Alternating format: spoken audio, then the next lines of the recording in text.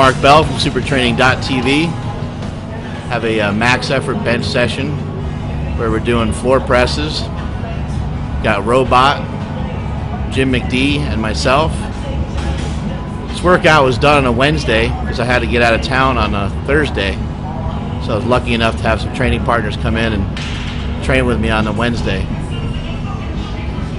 If I can't get around some good people to lift with, I'd honestly rather almost just skip the lifting altogether or come in and just do assistance work. To try to handle big weights, by myself is just not a good idea at this point. So it was good to have these guys come in and help out. Plus they got a little work in themselves.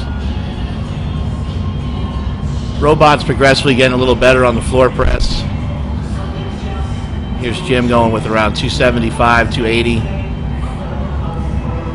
You can see underneath us we have a small mat underneath us. It's actually Matt Nickerson. It's just a small pad. This helps you sink into it a little bit. If you're doing it right on the floor, you're going to notice that your rear delt, or the shoulder blade rather, is going to be really crammed into the floor and can create some ugly shoulder problems. Here's Jim going with 320. He's got the slingshot on. He's got a one-of-a-kind black slingshot on and some red wrist wraps. He's really pimping it out. Got a nice triple in there. The floor press is, for most people, not for super fat guys, but for most people, it's a partial range of motion lift.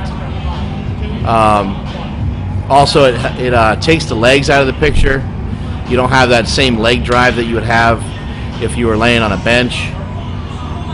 We typically do them as you're seeing here, but we also do them with our feet flat out, or I'm sorry, our legs are flat out.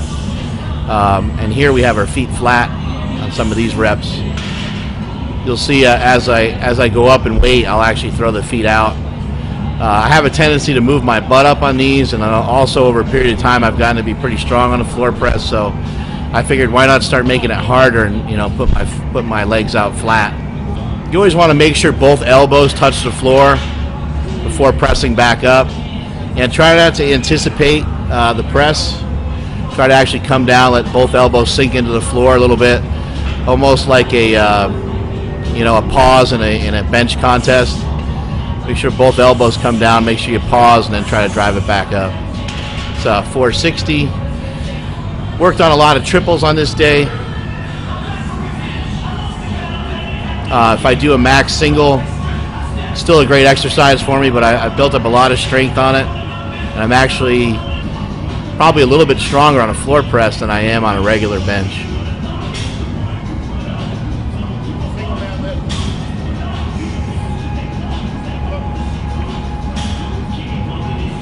See there, I put my legs out flat. That's 500 pounds. I have the multi-purpose wraps on my elbows.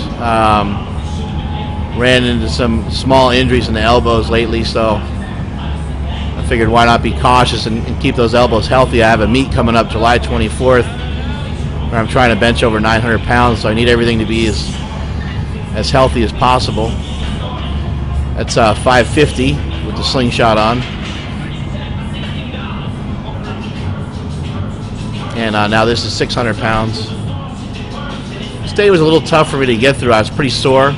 Still pretty sore from Sunday's workout. Normally we do our heavy benching on Thursday, so there's usually an extra day of rest in there.